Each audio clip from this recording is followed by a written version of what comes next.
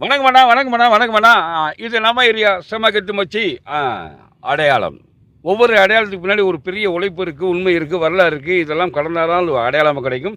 தனி ஆளுமைகள் இருக்காங்க, வரலாறு இருக்கு, நிறுவனங்கள் இருக்கு. இதெல்லாம் ஒவ்வொன்றா பார்த்துக்கிட்டு இருக்கோம். அதாவது இது நம்ம ஏரியா தானே அப்படின்னா, இந்த நம்ம ஏரியாவுக்கு உட்பட்ட பகுதியில் எதெல்லாம் ஆளுமையாக இருக்கிறதோ அதிலிருந்து நம்ம ஒவ்வொன்றா கலெக்ட் பண்ணிகிட்டு இருக்கோம்.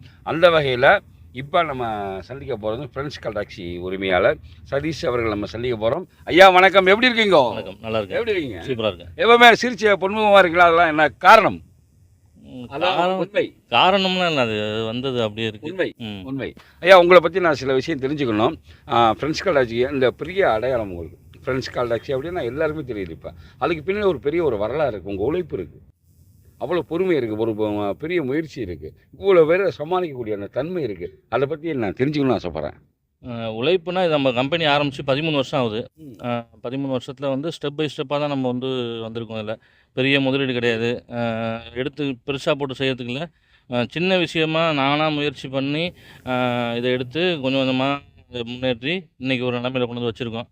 அது வந்து எங்களோட ஓட்டுநர்களோட ஆதரவும் எங்கள் ஸ்டாஃபோட ஆதரவும் இப்போது நாங்கள் அந்த இதை நோக்கி போயிட்டுருக்கோம்.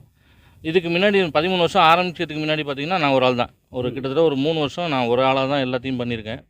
அது பண்ணி வளர்ந்ததுக்கப்புறம் அப்படியே ஸ்டெப் பை ஸ்டெப்பாக மாற்றி இந்த விஷயத்தை நல்லபடியாக கொண்டு வந்து நிப்பாட்டியிருக்கோம். ஆரம்பத்தில் ஃப்ரெண்ட்ஸ் கால் டாக்ஸி ஆரம்பிக்கும் போது அன்னைக்கு அந்த ஒரு அடையாளத்தை நீங்கள் தூக்கி சுமக்கும் போது நிறைய நெருடல்கள் இருந்திருக்கும். ஏன்னா புது ஒரு பேனரு, புது ஒரு வடிவம், அது நீங்கள் வாடிக்கையாளரை கொண்டு போய் சேர்க்கும்போது அந்த ஃபீல் உங்களுக்கு இருக்கும்ல, அதை சொல்லுங்களேன். அது என்னென்னா, கால் டாக்ஸி அப்படிங்கிறது வந்து தஞ்சாவூருக்கு நம்ம வந்தபோது ரொம்ப புதிய அறிமுகம். இதுக்கு முன்னாடி ஒரு இது இருந்தது, ஒரு புதிய அறிமுகமாக இருந்தது. அப்போ என்ன கால் டாக்ஸினா மக்கள்கிட்ட என்னென்னா வாடகை கூட இருக்கும் அப்படிங்கிற ஒரு இது இருந்தது. அந்த விஷயத்தை வந்து நம்ம மாற்றுறதுக்கு ரொம்ப கஷ்டப்பட்டு அதை ஓரளவுக்கு வாடிக்கையாளர்கிட்ட மாற்றிருக்கோம். காரில் போனால் கூட வருவோம் அப்படிங்கிற மாதிரி ஒரு எண்ணம் இருந்ததை வந்து இன்றைக்கி அதை மாற்றி கொண்டு வந்து கார்லேயும் நம்மளுக்கு ஏற்ற மாதிரி ஒரு வாடகையில் கிடைக்கும் அப்படிங்கிறத மக்களுக்கு உணர்ந்துட்டோம். அது ரொம்ப கஷ்டப்பட்டு மாற்றிட்டோம். இன்றைக்கி வந்து கஸ்டமர் ரொம்ப புரிஞ்சுக்கிட்டாங்க. அதெல்லாம் இது இப்படி தான், நம்மளுக்கு இதுக்கான சேவை நம்மள்ட்ட இங்கே இருக்குது அப்படிங்கிறத புரிஞ்சுக்கிட்டாங்க. அது எங்களுக்கு இப்போ சுலபமாக பண்ணிக்கிட்டு இருக்கோம். ஏறத்தாழ இப்போ நம்ம நிறுவனத்தில் ஃப்ரெண்ட்ஸ் கால் டாக்ஸி நிறுவனத்தில் எத்தனை பேர் உங்களை சார்ந்து பணிபுரிகிறார்கள்? அது சார்ந்து நிறையா இருக்கும். அது எப்படி இருக்கும்? அதாவது வாகனம் மட்டும் பார்த்திங்கன்னா ஒரு 240 வாகனத்தை நம்மள்ட்ட இருக்குது. கால் சென்டரில் பார்த்திங்கன்னா ஒரு 20 பேர் ஒர்க் பண்ணுறாங்க. வாடிக்கையாளர்கள் பார்த்திங்கன்னா இன்னைய வரைக்கும் நிலைமைக்கு ஒரு 1.25 லட்சம் வாடிக்கையாளர்கள் வந்து திருப்திகரமாக வச்சுருக்கோம். அடையாளம் தானே, அப்போ சரிதானே, எங்கள் தேடல் வந்து சரிதானே. அடையாளம், இந்த அடையாளத்துக்கு பின்னாடி இன்னொரு அடையாளம் இருக்குது. இவர் வந்து ஒரு சமூக சேவகர். பார்த்திங்கன்னா ஃபேஸ்புக்கிலலாம் பார்த்திங்கன்னா இவங்க அன்றாட நிகழ்வு எல்லாமே தெரிஞ்சுக்கிட்டே இருக்கும். பார்க்கும்போது ஒரு வியப்பாக இருக்கும். எப்படி இவ்வளோ பெரிய நிறுவனத்தையும் நம்ம அப்படியே கொண்டு செல்லணும், இதுக்கிடையில் அவங்க சமூக பணி பார்க்கணும், அவரோட பர்சனலும் இருக்கும். இதெல்லாம் எப்படி அவங்க அங்கே கவனித்து எந்த ஒரு இதுவும் ஒரு ஆஷ்லெஸ்லாம் கொண்டு போகிறாங்கன்றது ஒரு விந்தையாக இருக்குது. அந்த விந்தைக்கு பதில் நீங்கள் கொடுப்பீங்களா? இது வந்து நீங்கள் கேட்கும்போது தான் இவ்வளோ பெருசாக தோணுது. இது நம்ம இயல்பாக பண்ணிக்கிட்டு இருக்கோம். இது வந்து ஈடுபாடோடு பண்ணுறதுனால இந்த விஷயம் வந்து இது ஒரு வேலையாக தெரியல. இதை வந்து அன்றாட நாங்கள் அந்த வேலையை செஞ்சுட்டு இருக்க மாதிரி அந்த வேலை போயிட்டுருக்கு. அப்படியே பசிக்கிற மாதிரி. ஆமாம் ஆமாம். அவங்க பணியை பற்றி கொஞ்சம் தெரிஞ்சுக்கலாமா? சேவை பணிகள். அது சேவை பணி அப்படிங்கிறது என்னென்னா, நான் ஆரம்பத்துலேருந்து சின்ன சின்னதாக எங்கள் அப்பாட்டேருந்து வந்தது, சின்ன சின்னதாக இருந்துச்சு. எனக்கு ரொம்ப அதிகமாக வந்தது நான் லயன்ஸ் கிளப் போனதுக்கப்புறம் இந்த விஷயம் வந்து எனக்கு பெருசாக வர ஆரம்பிச்சிது. இப்படிலாம் பண்ணலாம், போகலாம், வரலாம். தஞ்சாவூர் கிங்ஸ் லைன்ஸ் அப்படிங்கிறதுக்கு போன வருஷம் நான் பிரசிடெண்ட்டாக இருந்தேன். அதுக்கு முன்னாடிலேருந்து அந்த தொடர்பு எங்களுக்கு கிடச்சிருச்சு. அப்படியே கோயில் இருக்குது, பார்த்துக்கலாமா? நீங்கள் பார்க்குறது வந்து தஞ்சை பெரிய கோயில். இந்த பக்கம் நீங்களாம் வெளியிலேருந்து இதை பார்க்குறக்கானங்க வருவீங்க. எங்களுக்கு ஒரு பெரிய கொடுப்பனை என்னென்னா, நாங்கள் இதுக்கு பக்கத்தில் குடியிருந்து அந்த இடம் பார்க்குறது எங்களுக்கு ஒரு பெரிய கொடுப்பனையாக இருக்குது. இந்த பக்கம் கிராஸில் எல்லாருக்குமே அந்த கண் போகும். ஸோ இந்த நேரத்தில் வந்து இந்த ஒரு அடையாளத்துக்காக அன்னைக்கு உழைச்சாங்கல்ல, எவ்வளோ பேர் உழைச்சிருக்காங்க, அவங்களுக்கு ஒரு பெரிய நன்றி சொல்லிவிட்டு நம்ம இந்த எங்களுக்கான அடையாளம் வந்து தஞ்சை பெரிய கோயில். அப்படியே அடுத்த சென்று கொண்டிருக்கும் அடையாளத்தை கண்டினியூ பண்ணுவோம். சொல்லுங்கள் சார். உங்கள் கிளப்பில் கிளப்பில் போன வருஷம் பிரசிடெண்ட்டாக இருந்தேன். அதுக்கு முன்னாடியிலேருந்தே நான் செக்ரட்டரியாக இருக்கும்போதே கொரோனா டைமில் 365 நாளும் எங்கள் பிரசிடென்ட் கோபி, நாங்கள் செக்ரட்டரி சதீஷ், சபரி அப்படிங்கிறவரெல்லாம் வச்சு ஒரு ப்ராடக்ட், அதாவது கொரோனா பயங்கர பீக்கில் இருந்த டைம்லேயே நாங்கள் வந்து என்ன பண்ணோம்னா, டெய்லி நைட்டு உணவு கொடுத்தோம். ம். மக்களை தேடி கவர்மெண்ட்டில் பர்மிஷன் வாங்கிட்டு மக்களை தேடி போய் இப்போ இந்த பெரிய கோயில் சோழன் சிலை. இன்னொரு அடையாளம் வந்துருச்சு. சோழன் செய்கிறாங்க. ஆ, ராஜராஜ சோழன் சிலை. ஆனால் அப்படி லைட்டை ஸ்லோ பண்ணி காட்டுங்கண்ணே. தெய்வர் எனக்கு பெரிய நன்றிண்ணே. ராஜராஜ சோழன் சிலை பாருங்க, கம்பீரமாக நிற்கிறாரு. அந்த கம்பீரமான ஊரில் நம்மளும் வளம் வர்றதே ஒரு பெரிய ஒரு கொடுப்பினை. கண்டிப்பாக பண்ணலாம் சார். அந்த ப்ராஜெக்ட் கொடுத்துருந்தோம் 365 நாளும். கொரோனா டைமில் எங்களை நிறைய பேர் சொன்னாங்க, நீங்கள் ரொம்ப ரிஸ்க் எடுக்கிறீங்க அப்படின்னு சொன்னாங்க. அந்த விஷயத்த பண்ணோம். அதுக்கப்புறம் என்னென்னா, அந்த சேவை அந்த கிளப்லேருந்து அது வந்துருச்சு.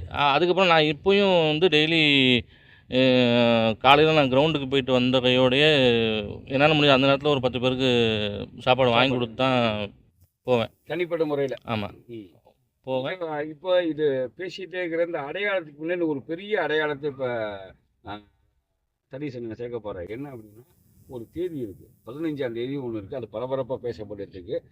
அதை நீங்கள் வந்து உங்கள் வாடிக்கையாளர்களுக்கோ இல்லை எங்கள் நண்பர்களுக்கோ உங்கள் நண்பர்களுக்கோ நீங்கள் கன்வே பண்ணலாம் இந்த இடத்துல.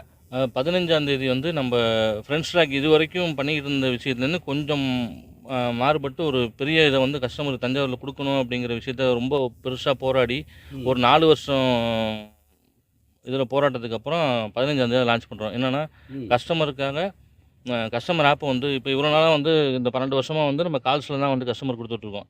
13 வருஷமாக. இனிமேல் வந்து கஸ்டமர் ஆப்லேயும் புக் பண்ணிக்கலாம், வாட்ஸ்அப்பில் புக் பண்ணிக்கலாம். பிஸ்னஸ் அக்கௌண்ட்னு ஒன்று க்ரியேட் பண்ணியிருக்கோம். கியாஸ்னு வந்து மக்கள் பயன்பாட்டுக்காக என்ன பண்ணுறோன்னா, பொது இடங்களில் இப்போ நம்ம ஏடிஎம் மிஷின் மாதிரி அந்த மிஷினில் போயிட்டு கஸ்டமர் வந்து புக் பண்ணிக்கலாம்.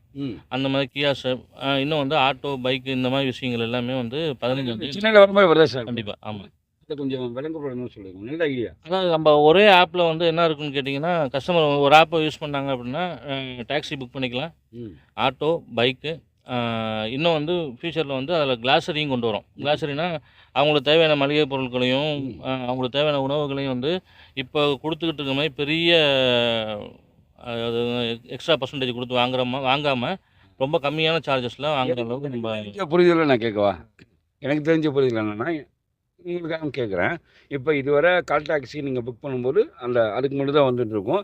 இந்த 15ஆம் தேதிக்கு அப்புறம் கால் டாக்ஸி நீங்கள் உள்ளே போகும்போது வந்து ஆட்டோவும் இருக்கும். அந்த ஆப்பை ஓப்பன் பண்ணாங்கன்னா அதில் வந்து ஆட்டோ, டாக்ஸி, ஆட்டோ, பைக்கு இது எல்லாமே காட்டும். உங்களுக்கு என்ன தேவையோ அவங்களுக்கு எது இது இருக்கோ அதை அவங்க பயன்படுத்திக்கலாம். ஆனால் இது கொஞ்சம் புரியுது தானே? ஏன்னா ஒன்றுக்கும் தனித்தனியாக இருக்கும். இது வந்து ஒரே காம்பினேஷனில் அவங்க பார்க்கும்போது இப்போ ஒரு இடத்துக்கு போகணுன்னு அவங்க ஃபிக்ஸ் பண்ணாங்க அப்படின்னா அதில் வந்து கீழே காட்டிடும். ஆட்டோவில் போனால் இவ்வளோ வரும், பைக்கில் போனால் இவ்வளோ வரும், காரில் போனால் இவ்வளோ வரும்னு காட்டிடும். ஏசினா எவ்வளோ, நான் ஏசினா எவ்வளோ எல்லாமே காட்டிடும். அது மக்கள் தேவைக்கு ஏற்ற மாதிரி அவங்க வந்து அதை பயன்படுத்திக்கலாம். ஒரு ஆள் போகிறதுனா பைக்கு, 3 பேர் போகிறதுனா ஆட்டோ, 4 பேர் போகிறதுனா கார், அந்த மாதிரி அவங்க வந்து பயன்படுத்திக்கலாம். பார்த்தீங்களா, அடையாளம்ன்று மிகச்சரியாக தான் இருக்குது. இவ்வளோ நேரம் இவர் பரபரப்பான சூழலில் இந்த அடையாளம் நிகழ்ச்சிக்காக நேரம் ஒதுக்கி உங்களோடு சந்திக்கும் ஒரு வாய்ப்பை எங்களுக்கு கொடுத்துருக்கீங்க. ரொம்ப ரொம்ப மகிழ்ச்சி சதீஷன் அவர்களே. இப்போ ஒரே ஒரு அதாவது இந்த மாதிரி ஒரு முயற்சியை வந்து தஞ்சாவூரில் இது வரைக்கும் யாரும் பண்ண மாதிரி எனக்கு தெரியல. பெரிய முயற்சி எடுத்திருக்கீங்க. நேற்று காலையிலேருந்து ஆரம்பிச்சிங்கன்னு நினைக்கிறேன். 6 மணிக்கு 6 மணிக்கு ஆரம்பித்து இப்போ வரைக்கும், அதாவது மணி இப்போ 1:30 மணி ஆகுது. இது வரைக்கும் கிட்டத்தட்ட ஒரு 30 மணி நேரம் தாண்டிட்டீங்கன்னு நினைக்கிறேன்.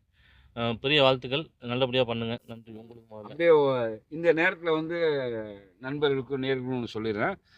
காலையில் துவங்கிய அந்த ஒரு பயணத்தை, அடையாளத்தை தேடி சென்ற பயணத்தை இந்த நேரத்தோடு நாங்கள் கொஞ்சம் அப்படியே நிறுத்தி வைக்கிறோம், அப்படி தானே சொல்லணும். இதை முடிக்கிறோம். முடிச்சுட்டு இதுக்கப்புறம் அடுத்தடுத்து வேறு ஒரு கிழமைகளோ தேதிகளோ நாங்கள் தொடர்வோம் என்பதை இந்த நேரத்தில் கூறிக்கொண்டு, ரொம்ப அருமையாக அழகாக இந்த பயணத்துக்கு எங்களுக்கு ஒத்துழைப்பு கொடுத்த எல்லாருக்கும் ஒரு முறை நன்றியை தெரிவித்துக் கொண்டு, மீண்டும் ஒரு முறை இந்த மைக்கு சதீஷ் சார் அவர்கிட்ட போகுது. எத்தனை மணிக்கு 26ஆம் தேதி ஆரம்பித்தோம், 27ஆம் தேதி எத்தனை மணிக்கு நாங்கள் முடிக்கிறோன்றதை அவங்க உங்கள்கிட்ட சொல்லுவாங்க. நீங்கள் பார்த்து அதுக்கப்புறம் ஃபாலோ பண்ணுறதுல உங்கள் பொறுப்பு. எல்லாமே கடைசி உங்கள்கிட்ட தான் வரும். நீங்கள் தான் முடிவு பண்ண போகிறீங்க. நீங்கள் ஒரு தடவை நீங்கள் சொல்லிடலாம். 26ஆம் தேதி காலையில் வந்து 6:30 மணிக்கு ஆரம்பிச்சோங்கிற மாதிரி சொன்னாங்க. 6 மணிக்கு ஆரம்பிச்சாங்க. இப்போ வந்து கரெக்ட்டா 27ஆம் தேதி 1:45 ஆகுதுப்பா. இப்போ தான் முடிக்கிறேன்னு இப்ப அத முடிக்கிறாங்கன்னு எனக்கு இப்ப அவங்க சொன்னதுக்கு தான் தெரியுது. இப்போ முடிக்கிறேன்னு சொல்லியிருக்காங்க. இது மேலும் தொடரும்னு சொல்லியிருக்காங்க. நல்லபடியா தொடருங்க. நன்றி.